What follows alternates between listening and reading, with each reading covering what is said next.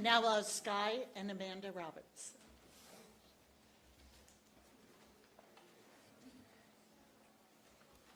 Good afternoon, everyone. My name is Amanda Roberts, and I am the sister-in-law of Virginia Roberts Jeffrey. I stand here for my sister, for my survivor sisters, and for every survivor around the world who has been forced into silence. Today is monumental. Today we say to this administration and to the nation that survivors deserve to be seen. We will not be moved, we will not be silenced, and we will not go away. We are continuing the path that Virginia laid down for us. Today, the president will speak about his agenda. He may say it's time to move on from this Epstein thing. Mr. President, today we are saying we will not move on and the world is not moving on.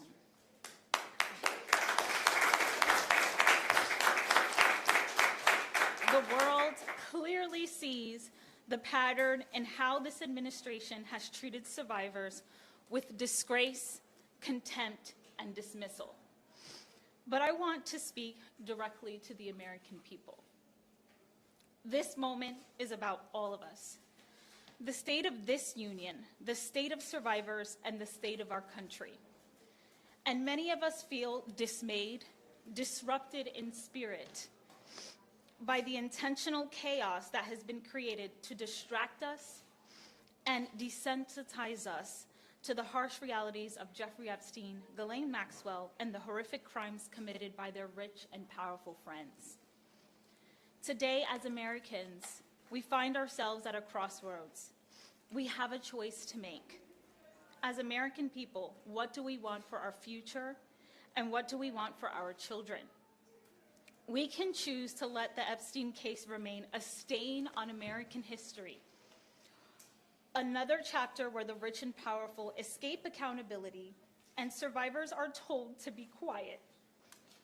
Or we, the people, can decide it is time for change. So don't look away from us, away from Virginia. And do not leave survivors behind once again. Stand with us, hold space with our stories, sit with our truths, let them break you, move you, and reshape you to act.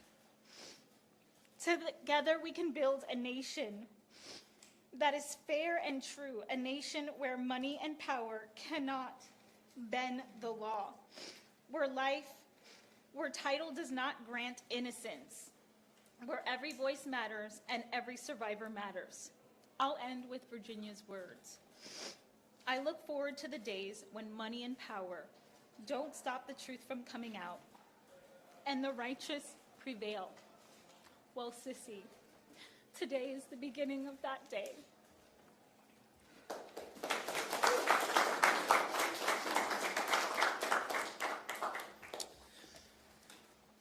Hey everyone, my name is Sky Roberts and I am the brother of Virginia Roberts Jeffrey. There are moments in a nation's life where we are tested, not by our words, but by what we are willing to confront. Today we stand at one of these moments. America is at a crossroads.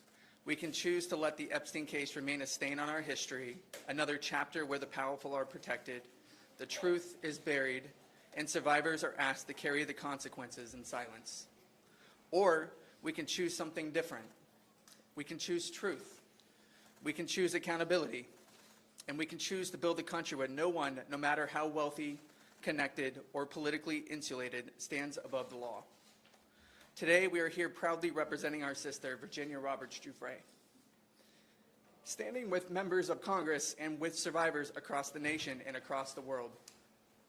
Because Virginia's story is the story so many survivors know too well.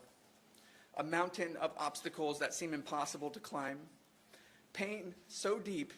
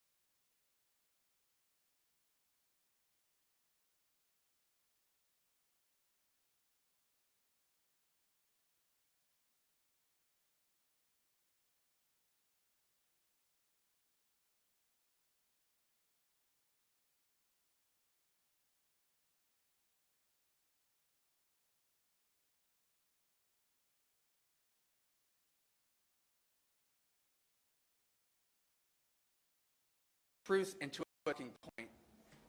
But I want to speak directly to the families and communities watching, the brothers, the mothers, the sisters, and the fathers, every person who loves someone who has been harmed. Choose unity, choose love, and choose the courage it takes to stand with survivors, not only when it is easy, but when it is expensive, when it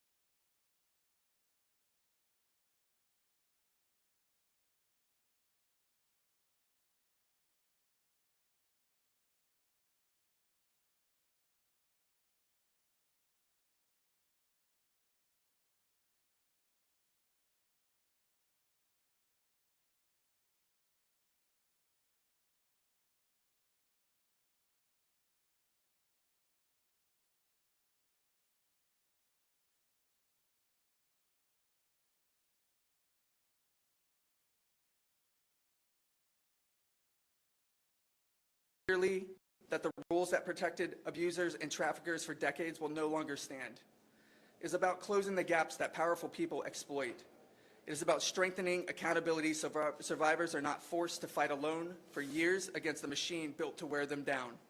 It is not vengeance, it is not protection, it is prevention, and it is justice. And to anyone who thinks this moment can be reduced to a headline or a media cycle or even a Super Bowl moment for political theater, let me be clear. The only thing more powerful than hate is love. And this is not going away.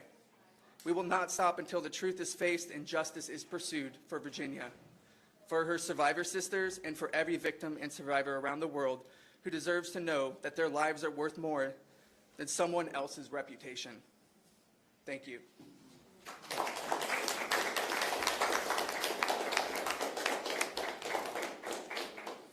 Sky and Amanda, thank you so much. Thank you for bringing Virginia right here with us, and we will see her and carry on her legacy.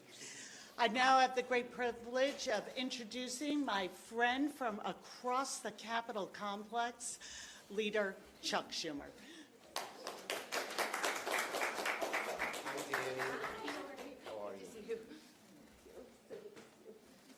Well, good afternoon, and thank you for accommodating me, everybody.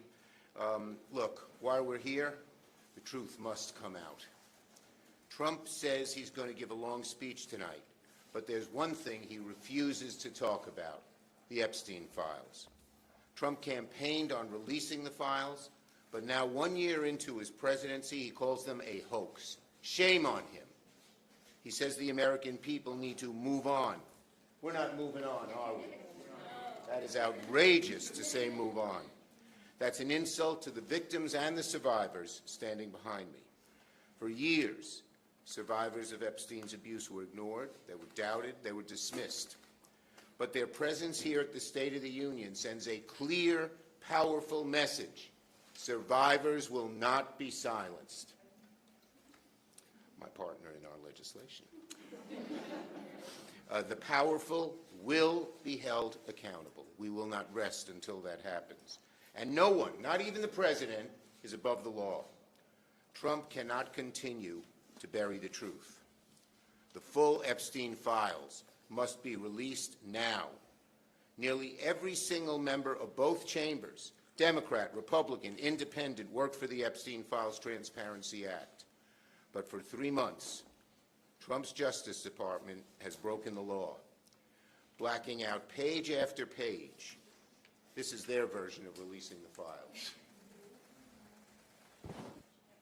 That's it. That's all they do. See?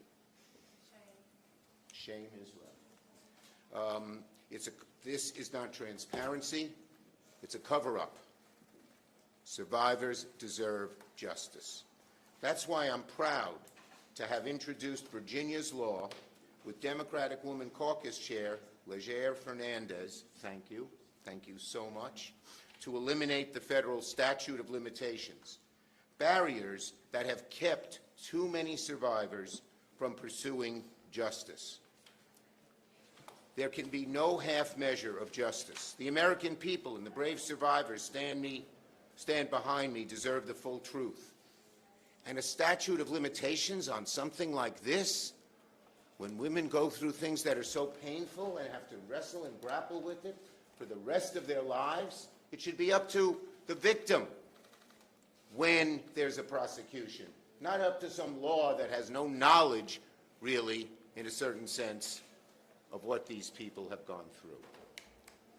When President Trump looks into the crowd tonight to give his speech, he will also look into the faces of the survivors behind me. Trump knows he can't keep hiding. Trump knows it's time to end the secrecy and release the full Epstein files. Now, he says he doesn't know it, but he will know it. We're going to make him know it. That's why you're here tonight. The survivors have waited long enough. The time for justice is now. And I truly want to thank the many Epstein survivors standing with us here today.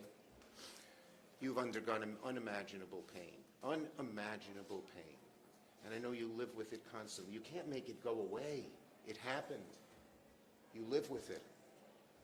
But these beautiful people, instead of cursing the darkness that is part of their lives because of what happened to them, are lighting a candle. Lighting a candle to make sure this doesn't ever happen again. Thank you for that courage. Thank you for that inspiration. And now I want to turn it over to Danny Bensky. She's a New Yorker and a survivor who I'm so honored is my guest at the State of the Union tonight. Danny.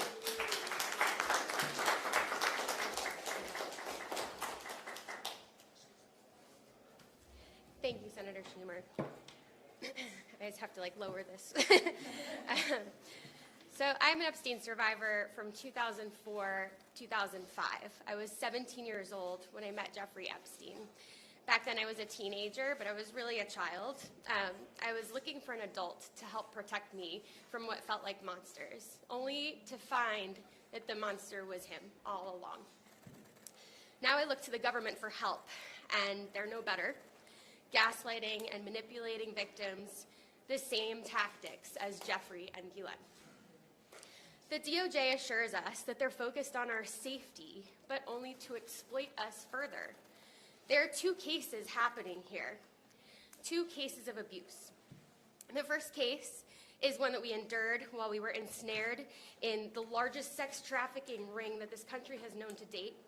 And the second is the abuse of our government. They're covering everything up and protecting power, not the young and the vulnerable. As we prepare to attend the State of the Union, survivors and this country have so many questions that need to be answered. The first one is, where are the rest of the files? The truth must come out. Why are there no investigations when there are plenty of people in these files to investigate? Have we read them? Why is the FBI director out there partying like a college kid when he should be investigating the vast criminal enterprise? This administration needs to do better. How can anybody feel safe in this country when our president's sympathies are going to the former Prince Andrew and not to survivors? There are a few things that really need to be done immediately. First is the release of all of the files, which we know. Next is to hold accountable those who continuously exploit. And the third is to pass Virginia's bill. We need to pass Virginia's bill because justice should never, ever expire. Release the damn files.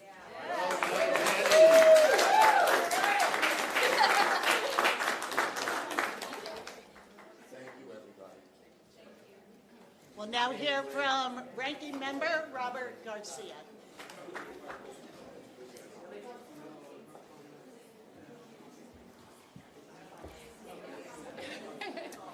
Hey everyone, I'm going to just make a few comments, and I just wanted to start by saying that it is always an honor and to just be here with the courage of Annie.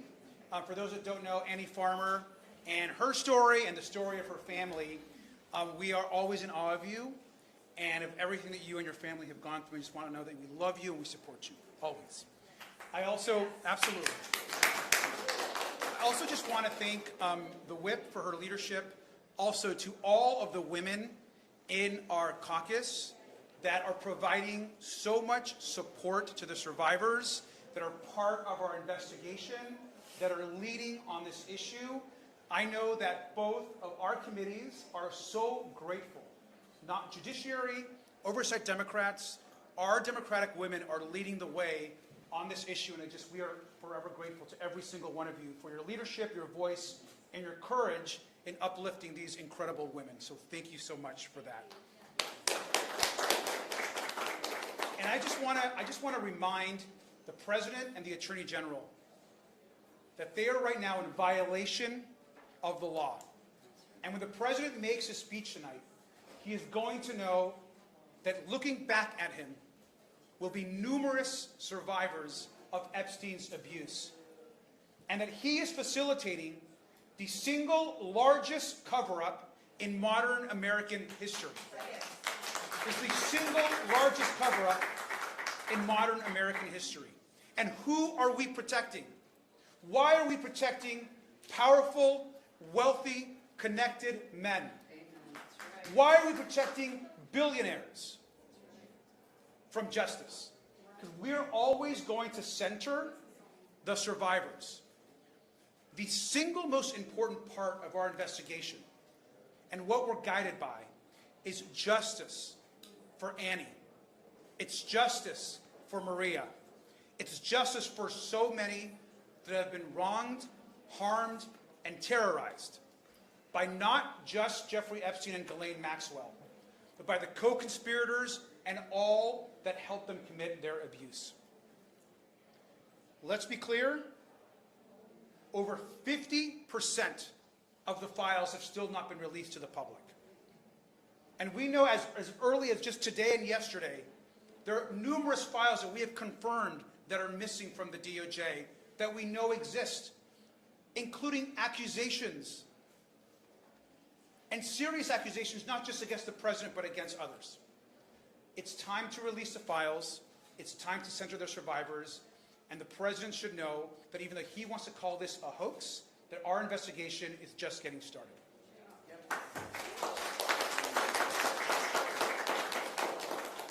Thank you so much, Congressman Garcia. Your leadership has meant so much to myself and to so many of us. The government's original sin in this case was not following up in any way on my sister, Maria Farmer's 1996 report to the FBI about Epstein and Maxwell and the powerful circle that surrounded them. Since that time, the girls and women who were abused by these criminals have been repeatedly neglected and re-victimized by our own government. The recent release of materials highlights this, as the names of many powerful individuals remain redacted, while the names, personal data, and even images, nude images, of many victims were released. Rather than apologize for this failure, this DOJ has doubled down on denial and distraction. We are tired of the games. When those we elect to office misuse their positions, it harms us all. We are here to remind our elected leaders and other Americans that there is always a choice. You can sit by and watch the abuse of power, as so many wealthy, educated, connected individuals did in the Epstein case. Or you can do the right thing, the courageous thing. You can speak out the way my sister Maria Farmer did because of her concern for her younger sisters. You can speak out the way Virginia Roberts Giuffre did after she looked down and saw her daughter and knew she deserved safety and protection. I know that courage is contagious because these women inspired me to find my voice. And the more I have used it, the more I have heard from others who are speaking out about their own experiences of abuse and standing with us in demanding true transparency, the whole truth that survivors and the American people deserve. Thank you. Now we'll hear from Rep. Maxine Dexter.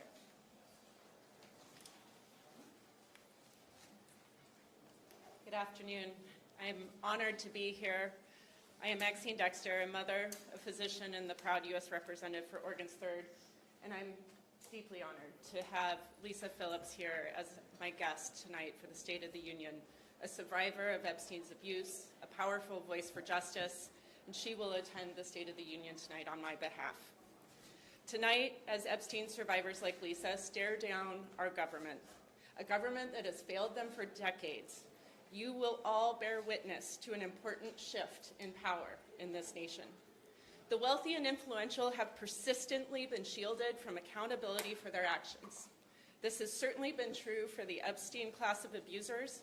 This exclusive, twisted club has gone to great lengths to protect their own, to bury the truth, and to perpetuate harm to young girls and women across the world. Not anymore. Tonight, as Trump tries to spin his first year in office as anything other than a crusade to protect himself and the Epstein club of abusers, Lisa's presence, the survivors' presence, makes clear that the powerful will not be protected. It is due to the persistent courage and resilience of survivors that abusers will be held accountable and brought to justice. Accountability means the Department of Justice fully investigates and prosecutes the crimes disclosed in the Epstein files when we get to see them. I was there just a few hours ago. There's hundreds of papers that are completely blacked out still. The brave women who have persistently advocated for transparency and accountability deserve our deepest respect and gratitude. Thank you, Lisa. Thank you all for being here, for your voice, for your courage. You've helped us protect our girls, my girl, from evil and have sheltered and will help us unshelter the powerful who have been hiding too long. I proudly stand with you, demanding the time of protecting abusers to come to an end. Thank you, and I'm going to yield to Lisa Phillips now.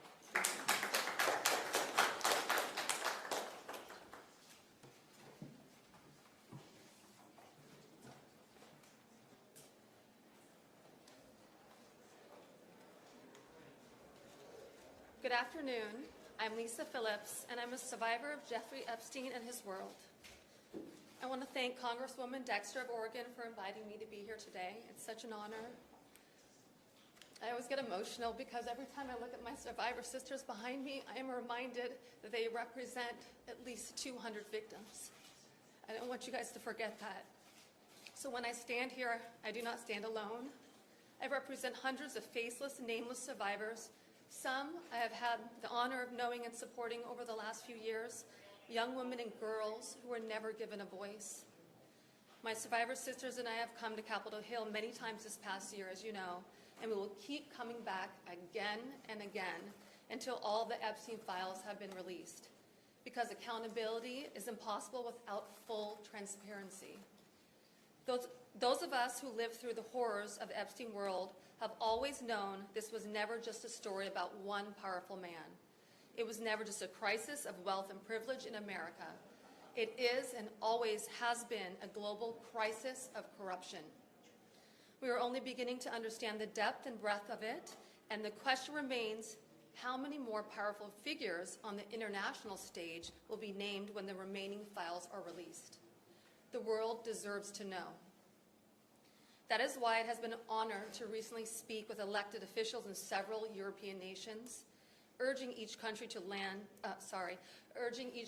launch independent investigations into every single person of power named in these files. Every person named. Some may have committed no crimes. Some may have. But every person connected to wrongdoing in Epstein's world in any nation must be investigated and, if appropriate, held accountable. Every single one. We're not going away. We're not fading into silence. Thank you. Laura, please.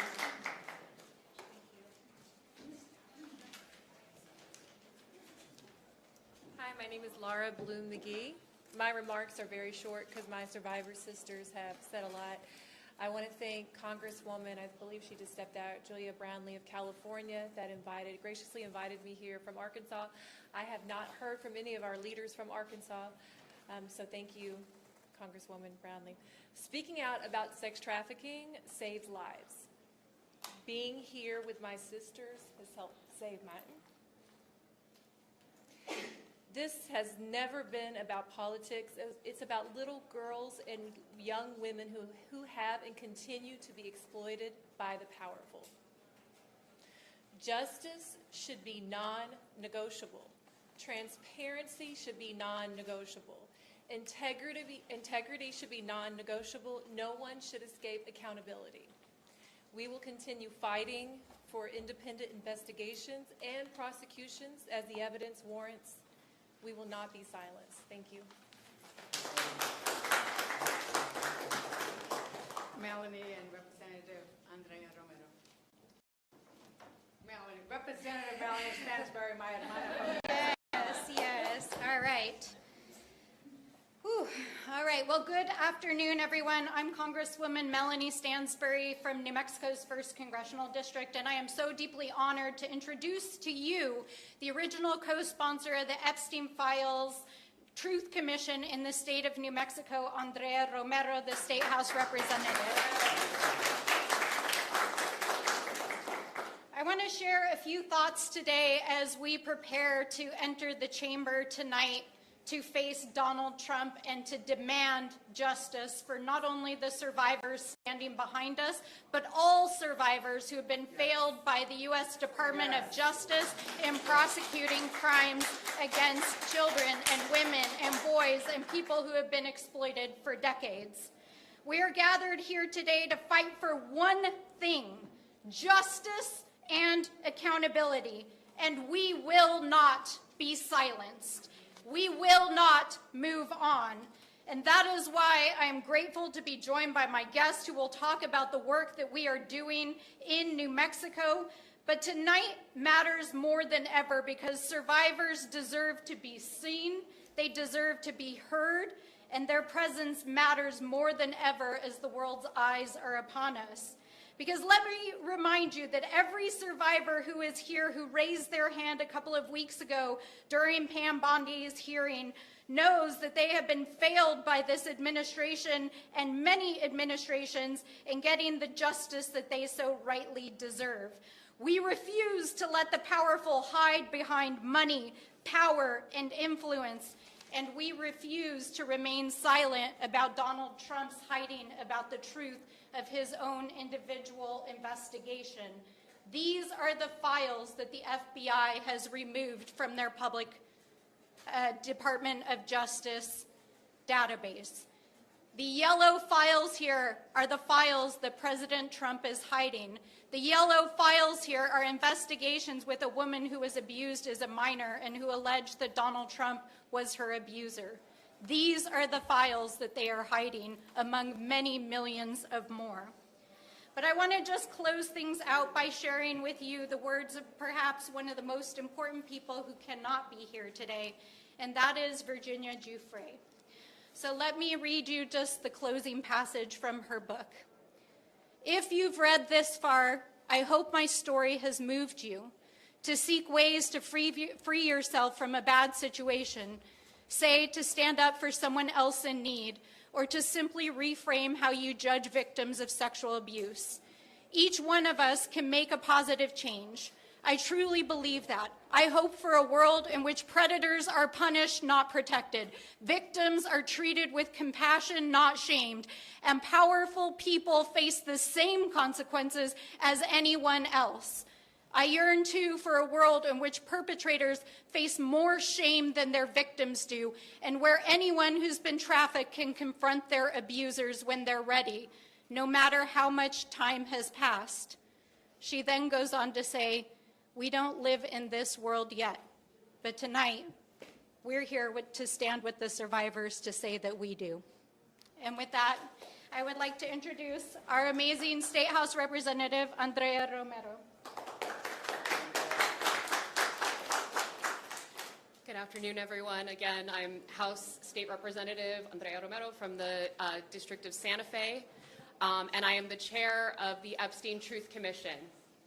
I am honored to stand alongside these courageous survivors today, and I want them to know New Mexico sees you, New Mexico believes you, and New Mexico is taking action. Last week, our New Mexico House voted unanimously to create a Truth Commission, a bipartisan group of state legislators committed to investigate Jeffrey Epstein's crimes in New Mexico, find out what happened at Zorro Ranch, and hold perpetrators and enablers accountable. If merited, we'll turn these files into trials.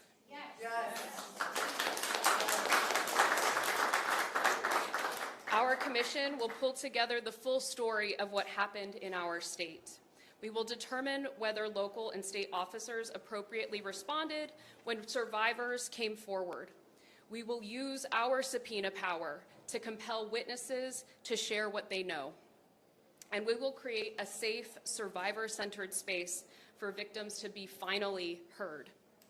We are already working. We held our first meeting the morning after the commission was approved because we will no longer wait for the answers we should have had years ago.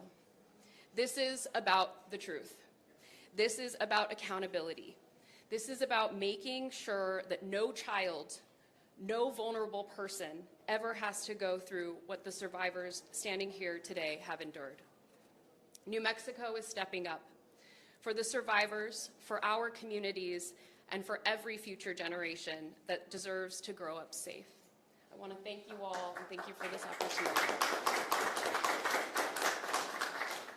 So the last survivor that we will hear from tonight, and I want to re-emphasize the point that was made earlier, that each one of these survivors who has come to speak today, each one of the family members who has come to share their tears with us today represents hundreds. Represents hundreds. Think about that. Think about the number of girls and women who were abused over the decades. And one of those women is Liz Stein, and I want to thank Mary Gay Scanlon because she is the guest of both me and Mary Gay Scanlon, and she has taken the pain that she endured and turned it into advocacy as she continues to work with survivors and against trafficking.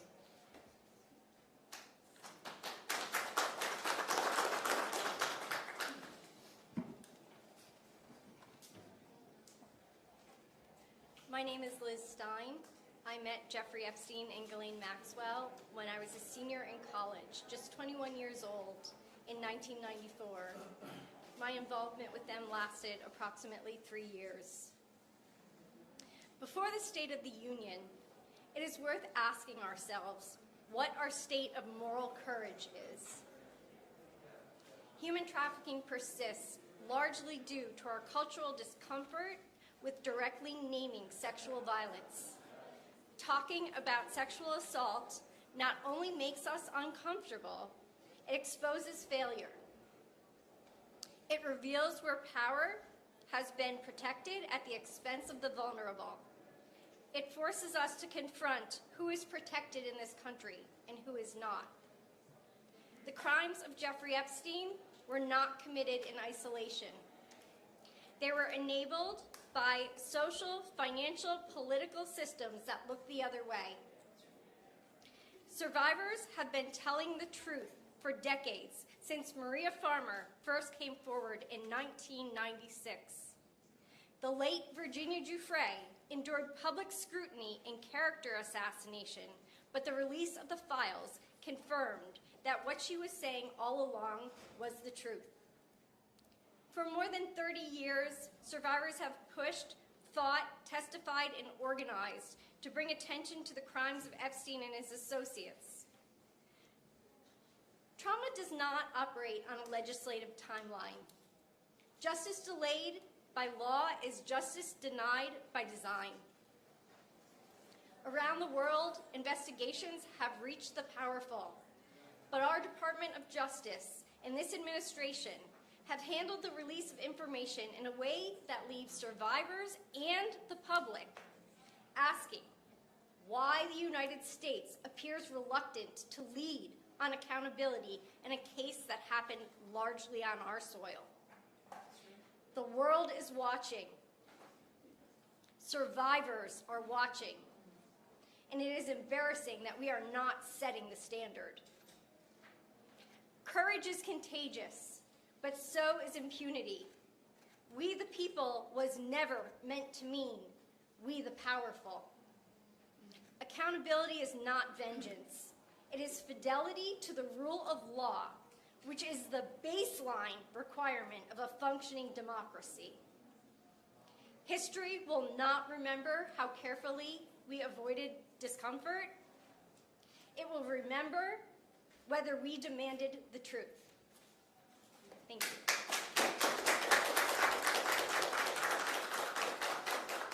So, as we heard today from my colleagues and from the survivors, you know, it strikes me that there were two incredible themes. One is that the courage and the persistence of the survivors to expose the horror of the sexual crimes and abuses that happened during the Epstein ring was not only to decry the idea that women can be used, abused, and then discarded. It wasn't only to talk about that pain that I think Americans feel when we see this and why this has rung such a tune. Because we don't want that to happen to ourselves. Even though 1 in 4 women suffers sexual assault, we don't want it to happen to our children, to our sister, to our wives. But we also are seeing in this moment that these women are some of the most powerful and consequential women of generations. Of generations. Because they have brought us to a moment where they are saying it is not okay for us to live in a society where the rich and the powerful and the well-connected get away with anything and everything, and that is what has happened until today and until you all started and did stop, because it was your persistence, it was your courage that is contagious that has brought us here.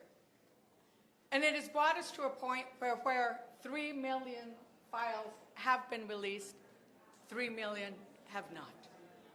3 million have not. And it has brought us to a point where we know that even as those files are released, that the Epstein survivors, the up to 1,000 girls and young women, don't have recourse. Because when the Department of Justice refuses to criminally investigate, they cannot sue civilly. So that is why Virginia's law is so important. It is important that we pass Virginia's law, because the abusers should not have time as one of their weapons. And right now they do. Because right now the statute of limitations is 10 years, and what can you do in 10 years? You are simply recovering from the trauma that you have gone through. And so that is why we are hoping that everybody, and that it is a bipartisan effort to pass Virginia's law, not only to honor your sister and your sister, but to honor all the women and men and boys and girls that get abused. Because what the Epstein survivors have taught us, and what this moment is about, is that we matter. That we matter. That people who are not powerful matter. That, as Liz said, we the people is not we the powerful. That we the people in this moment is what this Constitution was made for. This Constitution that we are celebrating was made for this moment, where we will say no. It is not okay to always favor the rich and powerful and well-connected, but it is important that we stand up for those who are scared and vulnerable and weakened and preyed upon. Whether that is because you're hungry, or you need health care, or you need protection, or you need somebody to be investigated criminally, which I think we need to have a whole lot more of that happening. And with that, I just want to thank the Epstein survivors and tell you that our votes are with you, and we will always be with you. As chair of the Democratic Women's Caucus, I thank you for coming today. And we have a little bit of time. I don't know how much time we have. Before, we don't have any time, because we have to go vote. So is that right? We're all going to just go vote. Votes have been called. So thank you so very much.